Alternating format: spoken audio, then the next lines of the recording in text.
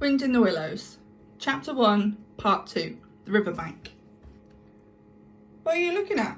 said the rat presently, when the edge of their hunger was somewhat dulled, and the mole's eyes were able to wander off the tablecloth a little.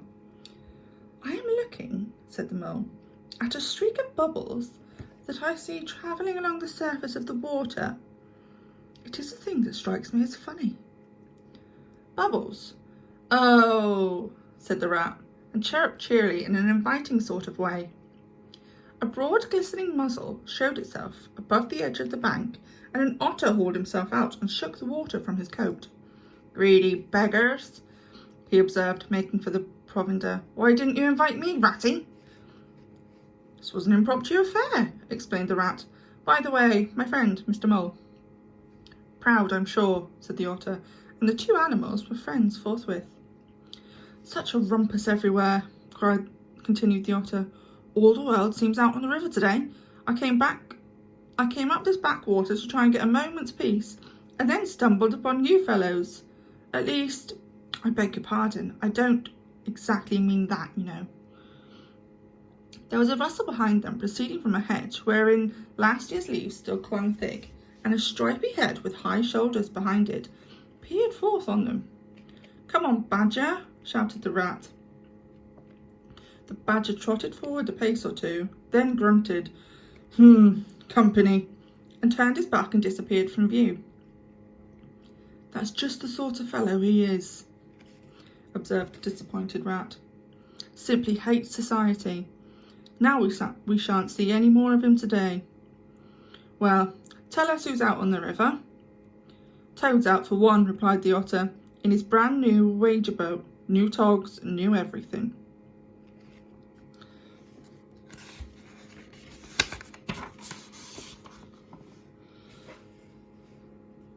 The two animals looked at each other and laughed. "Once it was nothing but sailing," said the rat. "Then he tired of that and took to punting. Nothing would please him but to punt all day and every day, and a nice mess he made of it. Last year it was houseboating, and we all had to go and stay with him in his houseboat and pretend we liked it. He was going to spend the rest of his life in a houseboat. It's all the same, whatever he takes up. He gets tired of it and starts on something fresh." "Such a good fellow too," remarked the otter reflectively, "but no stability, especially in a boat." From where they sat they could get a glimpse of the main stream across the island that separated them, and just then a wager boat flashed into view. A rower, a short stout figure, splashing badly and rolling a good deal, but working his hardest. The rat stood up and hailed him, but Toad, for it was he, shook his head and settled sternly to his work.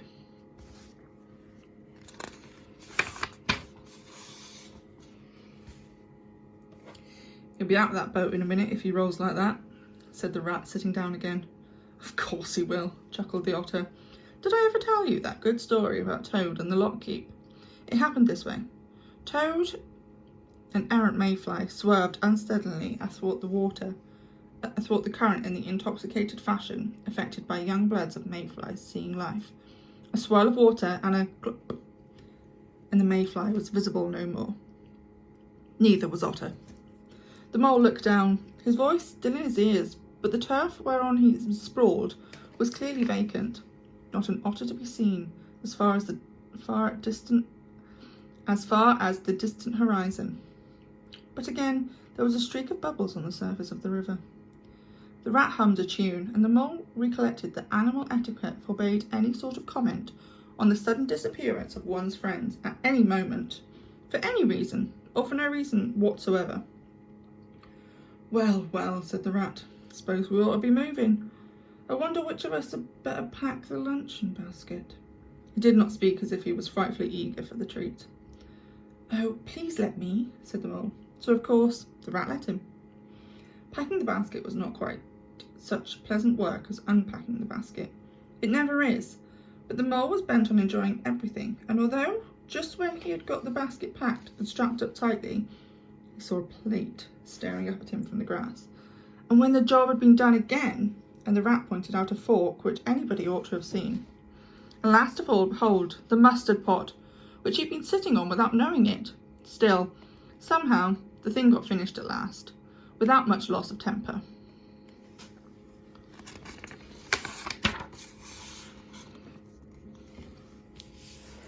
The afternoon sun was getting low as the rat sculled gently homewards in a dreamy mood, murmuring poetry things over to himself and not paying much attention to Mole. But the Mole was very full of lunch and self-satisfaction and pride, and already quite at home in a boat, so he thought, and was getting a bit restless besides.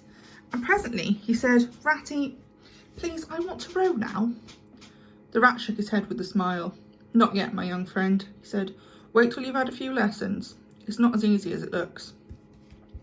The Mole was quiet for a minute or two, but he began to feel more and more jealous of Rat, sculling so strongly and so easily along, and his pride began to whisper that he could do it every bit as well. He jumped up and seized the sculls, so suddenly that the rat, who was gazing out over the water and saying more poetry things to himself, was taken by surprise and fell backwards off his seat with his legs in the air for a second time, while the triumphant Mole took his place and grabbed the sculls with entire confidence. "Stop it, you silly ass!"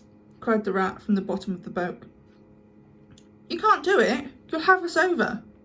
The Mole flung his sculls back with a flourish and made a great dig at the water. He missed the surface altogether. His legs flew up above his head and he found himself lying on top of the prostrate rat. Greatly alarmed, he made a grab at the side of the boat, and the next moment, splash, over went the boat, and he found himself struggling in the river. Oh my, how cold the water was, and oh, how very wet it felt. How it sang in his ears as he went down, down, down. How bright and welcome the sun looked as he rose to the surface, coughing and spluttering. How black was the despair when he felt himself sinking again. Then a firm paw gripped him by the back of the neck. It was the rat, and he was evidently laughing. The Mole could feel him laughing, right down his arm and through his paw, and so into his mole neck. The rat got hold of the skull and shoved it under the Mole's arm. Then he did the same by the other side of him, and swimming behind, propelled the helpless animal to shore, hauled him out and set him on the bank, a squashy, plumpy lump of misery.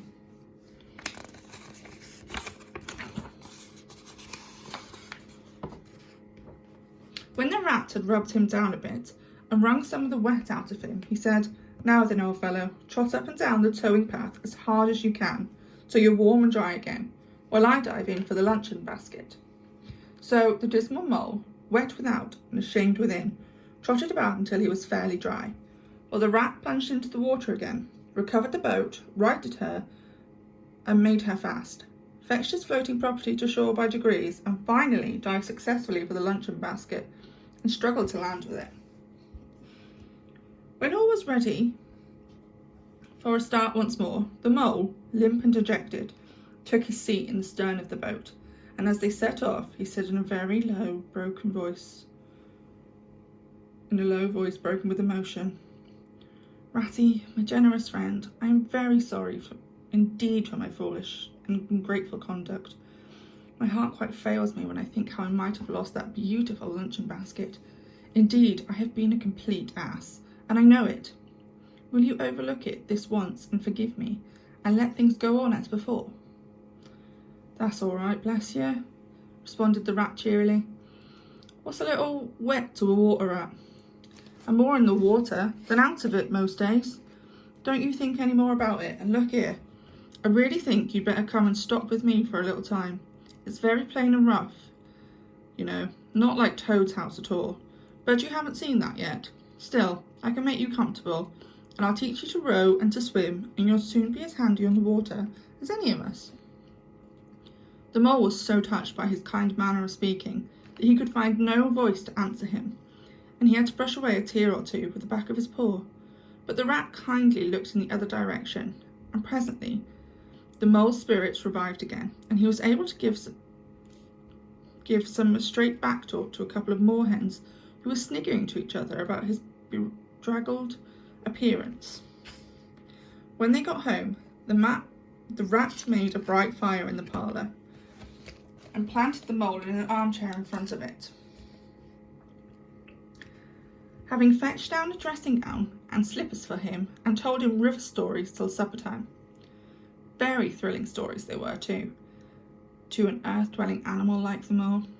Stories about wares and sudden floods and leaping pike and streamers that flung hard bottles. At least, bottles were certainly flung, and from streamers, so presumably by them. And about herons, and how particular they were whom they spoke to, and about adventures down drains and night fishing with otter, or excursions far afield with badger. Supper was a mostly cheerful meal, but very shortly afterwards, a terribly sleepy mole had to be escorted upstairs by his considerate host to the best bedroom, where he'd soon lay his head on the pillow in great peace and contentment, knowing that his new-found friend, the river, was lapping the sills of the window. This day was only the first of many similar ones for the emancipated mole, each of them longer and fuller of interest as the ripening summer moved onwards. He learned to swim and row, and entered into the joy of running water, and with his ear to the reed stems he caught, at intervals, something of what the wind went whispering so constantly among them.